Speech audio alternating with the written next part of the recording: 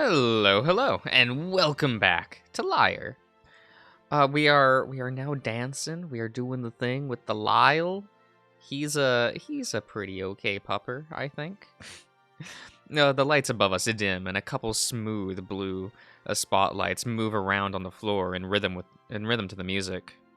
It creates a very moody lighting, and I become entranced in the music. This is the perfect romantic situation.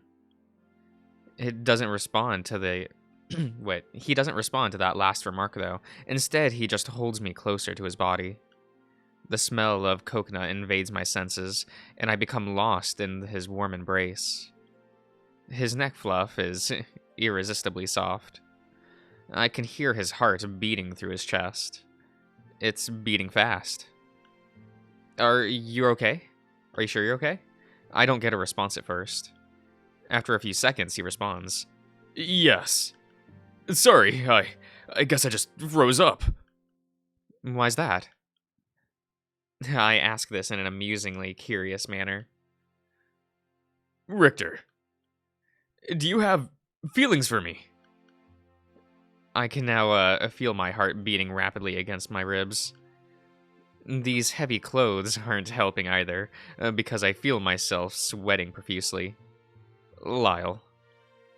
He guides me around him, similar to how I led Liz around me earlier.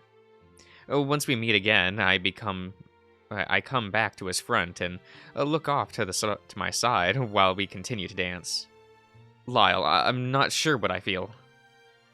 I see him give me an inquisitive yet concerned look from the corner of my eye. My feelings for you grow with every day that passes.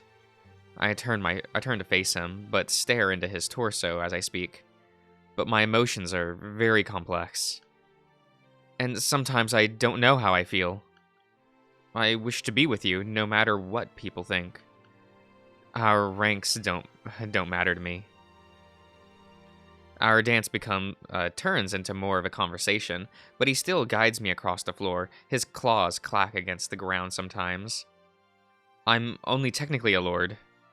I pause and look up at him. He's staring at me with anticipation. I can tell that you're eager for my answer, but I must ask you this first. The song and dance seems like it is entering the finale. What were you hoping I would say? The waltz reaches its crescendo when the final drawn out note, and we enter a dip. I glance out at the corner of my eye and notice that the other dancers are going in for a kiss. Two foxes lock lips and carry each other into a warm embrace. Is this it? Is this happening? My body lowers to the floor as he leans over me. His widened eyes are staring into mine, and I feel as if my gaze has gone through his soul and reflected back into my own. I close my eyes in anticipation. Hmm? Little? Okay, nothing happens. I open my eyes and Lyle is staring at me with a nervous gaze. He raises me back up and glances around the rest of the room. I'm sorry. We shouldn't have. I look around and see everyone staring at us out of the corner of their eyes. Just us.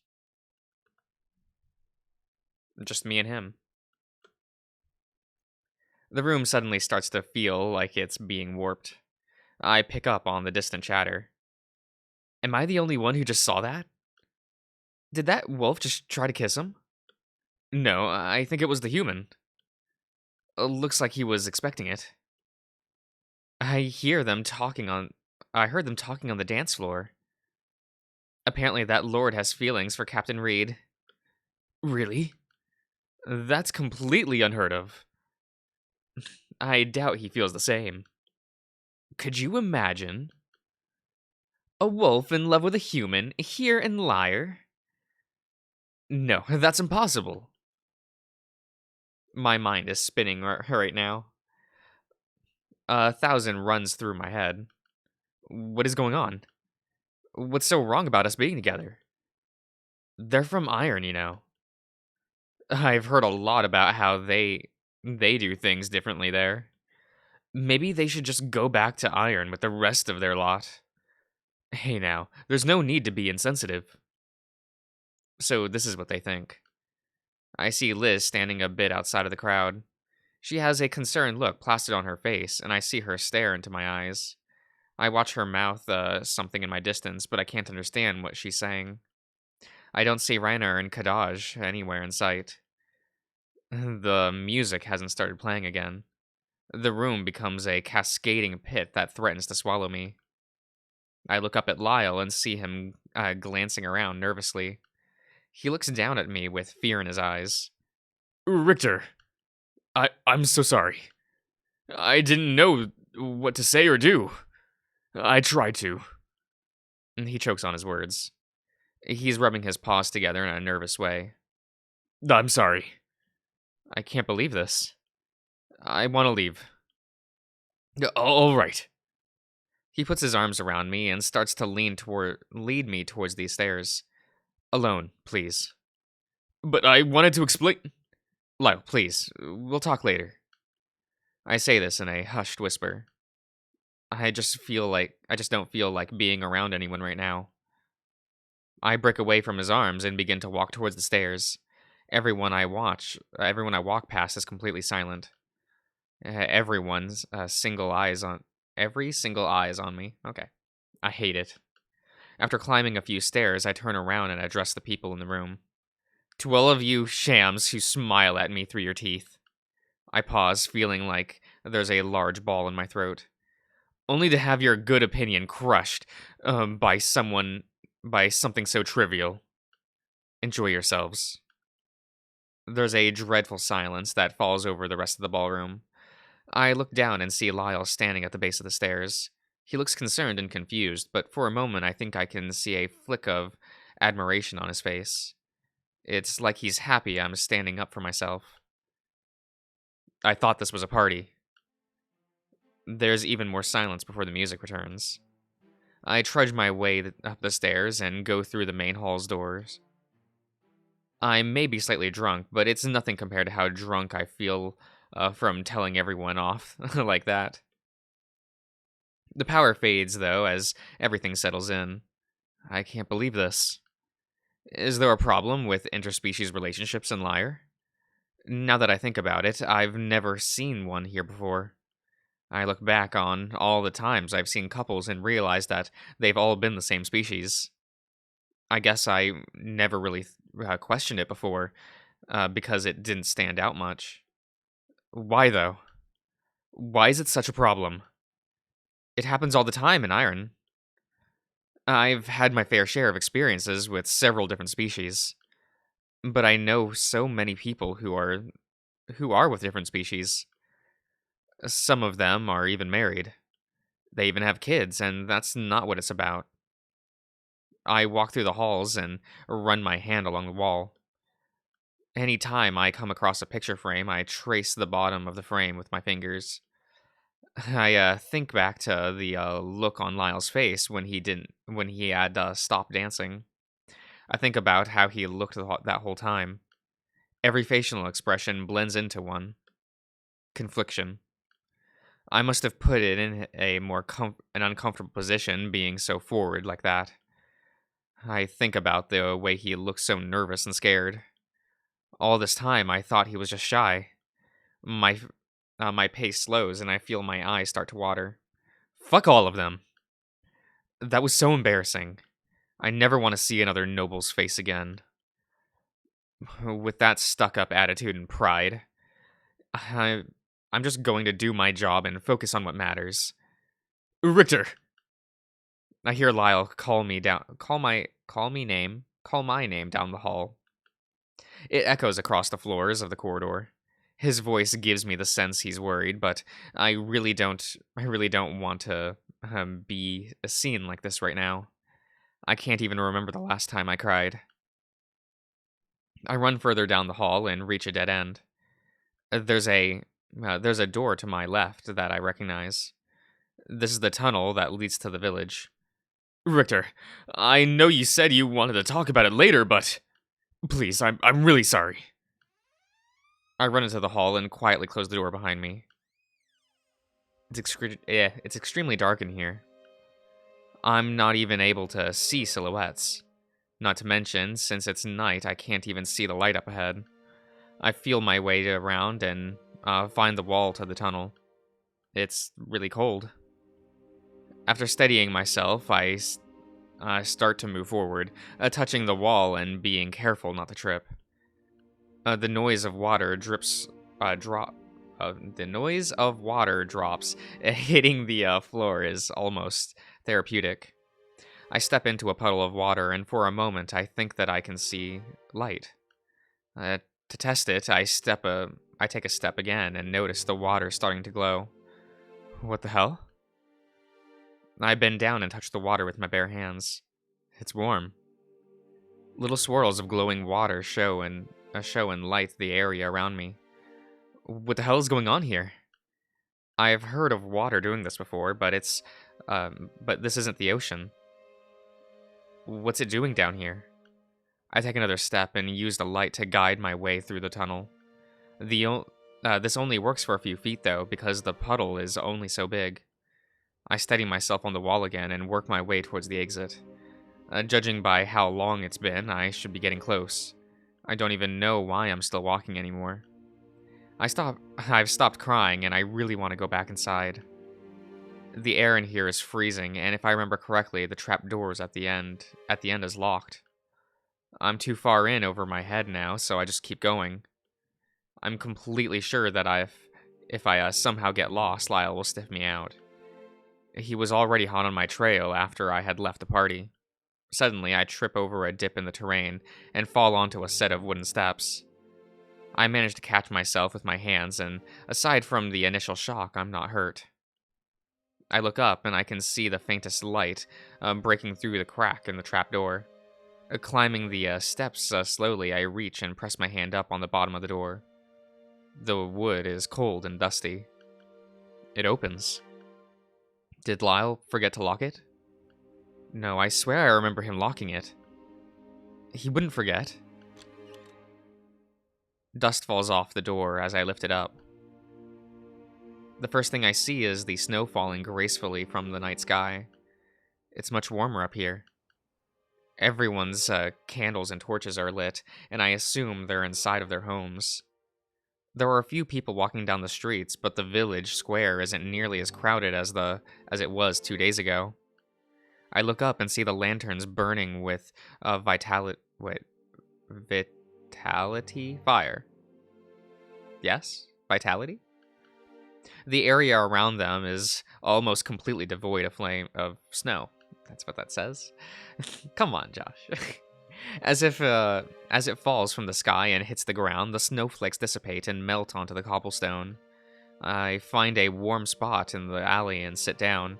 I bring my knees up to my chin and wrap my arms around my legs. The lower half of my face is buried in my scarf, but I can still see snowflakes fall onto the black sleeves of my suit and melt. At this point, I don't have any thoughts. I just feel like falling asleep here. I'm also waiting for that trap door to open at any moment and for Lyle to come crawling through. I regret leaving him at the party. This whole situation just makes me feel so stupid. I don't know what's right or wrong anymore. I feel like I'm at fault, but I also wish someone would have warned me. I don't know. I feel so stupid right now. Everyone's always telling me how clever I am, but sometimes I feel like it's on accident. After sitting on the ground for a few more minutes, I hear a distant mumbling. It's a low and quiet voice that sounds sad. It's coming from the fountain. I shuffle closer to the corner of the building I'm leaning against and lean around it. It's Adrius. The hell's he doing here? Is that why the door was unlocked? He's sitting at the fountain and looking up at the statue of his mother. I can see him mumbling to himself, and rubbing the rim of the fountain with his ungloved hand. The water around the fountain is glowing a bright blue. I'm starting to think that the spring water here has some sort of luminescent quality to it. I watch him continue to talk to the statue, almost as if it was actually her. It reminds me of when people pray to their gods. How they sit down at an altar and talk to it as if it's some sort of vessel that they can use to communicate with the being. This is different though. This isn't this isn't his god though. This is his mother.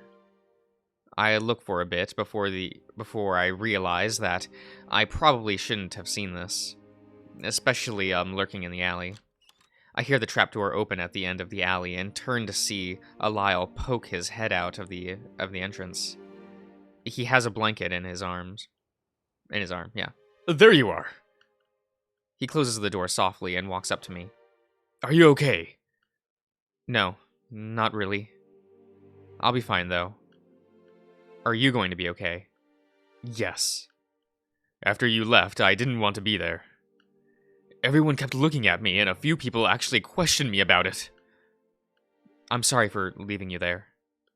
I just really didn't want to be around anyone after that. I didn't know how to feel, and everything just seemed so confusing. I really do like you, though. I see a small glimmer of a smile on his face. Richter, it's fine. I know. He takes the blanket and wraps it around my shoulders. Let's go back to the castle. Even with the vitality lanterns, it's too cold out here. Okay. He leads me to the tunnel, and I look back in the direction of the fountain. Adrius is probably still sitting there. Is something wrong? No. I just have a lot on my mind. He opens the door to the tunnel and leads me down the stairs. Yes, me too. He lowers the door and it closes with a resounding thud. I can hear him locking the door and then a few seconds later, he gently takes my hand in his paw.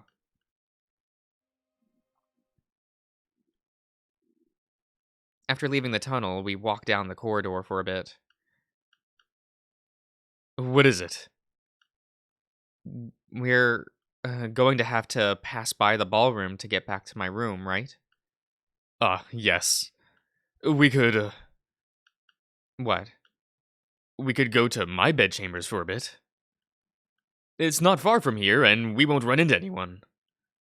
Sure. But only if you want. That sounds nice. I have a really nice fireplace in my room, too. The servants have probably already lit it, so it should be nice and warm.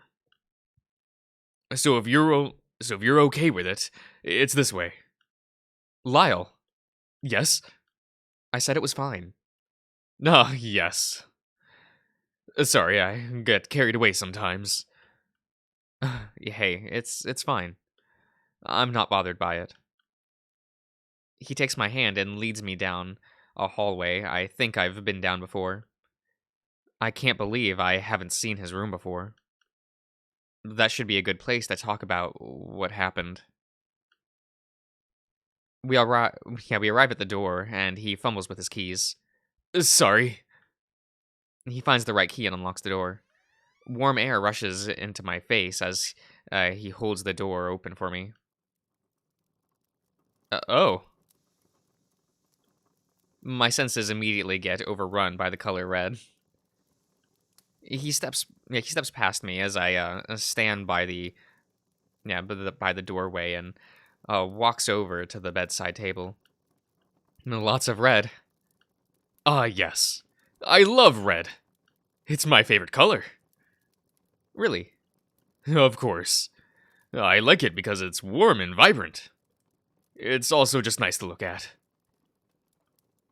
I watch him fumble with something on the dresser and take this moment to look around. The fireplace is really nice, and I can feel the warmth of the fire wrapping around my legs. Above the mantel is a big painting. It's a dynamic portrait of a wolf warrior shrouded in a hood. He looks a bit like Lyle, but his fur is more of a reddish color. Sparks fly up around his figure, and the painting almost looks menacing. I turn my gaze and notice a brush sitting on the mantel. There's a few long hair sticking out of it. I guess this is what Lyre uses to tame that mane of his. I put down the brush and explore the other side of the room. Alright. I'm going to end the part here, everyone, so I'll see you around.